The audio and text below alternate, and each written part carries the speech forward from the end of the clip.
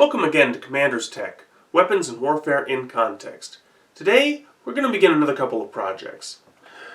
The Kentucky rifle, we mentioned prior, and this Swiss Halberd that we saw in the previous video, and we will be putting these together and finishing them in much the same way we did before, by finishing the shaft for the halberd, pinning it in place, and adding a little leather tassel the way I did on the bill, as well as assembling the rifle, finishing the stock with tung oil, and then we'll test them out and see how they work. The Kentucky rifle is probably more properly called the Pennsylvania rifle, but it's traditionally associated with Kentucky really due to 19th century folklore, particularly associated with Daniel Boone and other early mountain men who pushed into the Kentucky territory and who were known to carry these long rifles.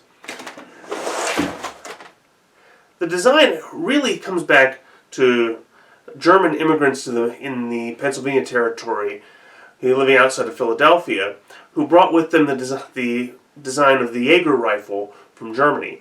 They made some changes and developments in the New World, particularly the longer barrel, which allowed for greater accuracy, and we got the Pennsylvania rifle.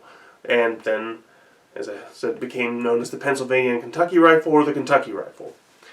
While these were principally meant as hunting rifles, they did see a lot of military use in the Indian Wars and other frontier conflicts during the 18th and 19th centuries, particularly in the hands of frontier militia and scouts attached to the U.S. military. So, we're going to be putting this thing together, and then we're going to try it out. The Swiss Halberd was used from the 13th through to about the 16th century by Swiss mercenary companies and Swiss militia. And it was used in this type of form through about that period. And then it remained in use in variants and further developed forms, really actually all the way to the present. In fact, the last Swiss mercenary halberdier regiment is still in service. They're on permanent retainer at the Vatican, and they still carry their halberds on guard duty, although it's the later type and not this larger medieval bladed type. We'll get this one put together also, and then we will do a few test swings with this and see how it looks.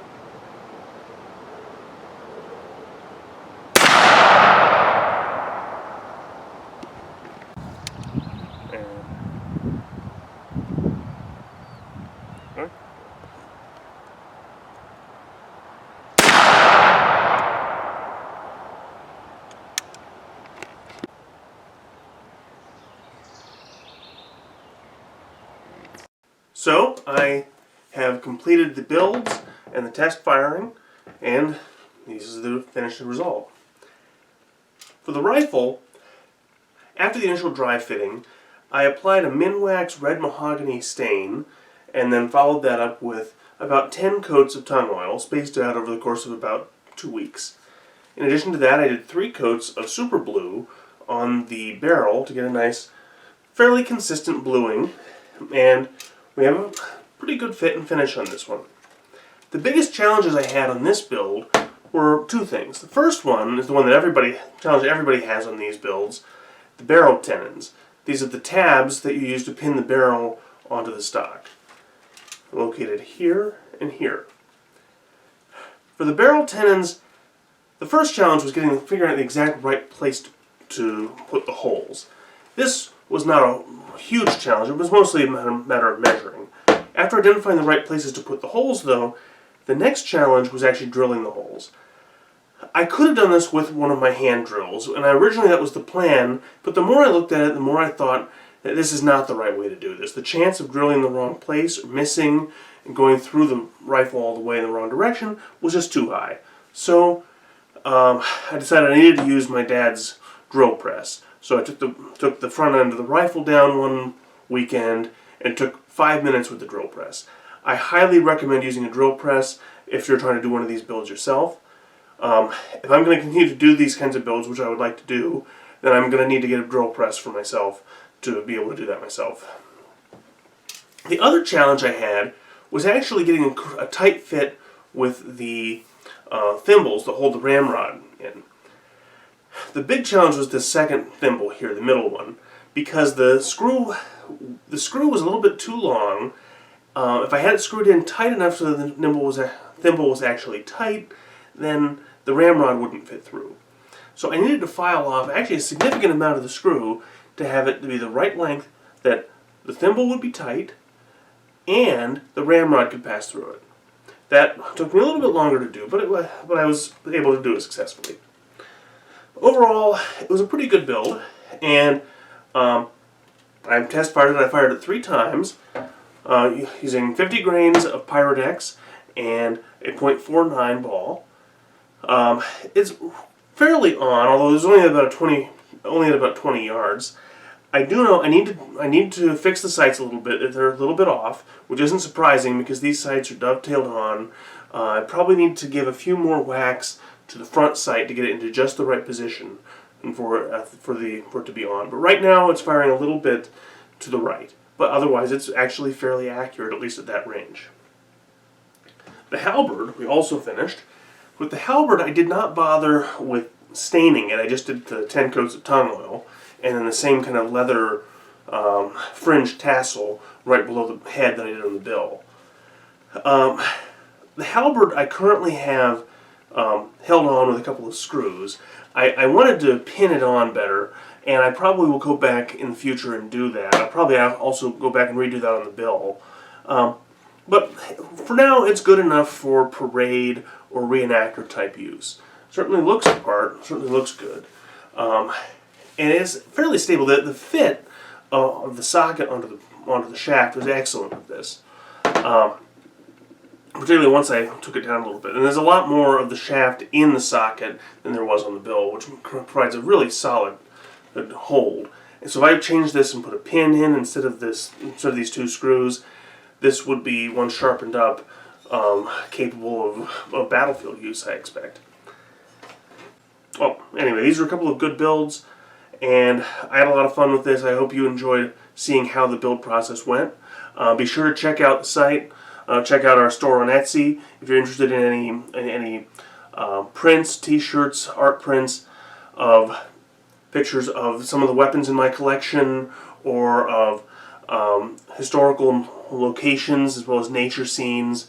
And there will be more products coming as we source other things. But yeah, if you enjoy the video, if you haven't already subscribed, make sure to subscribe, and I'll see you next time.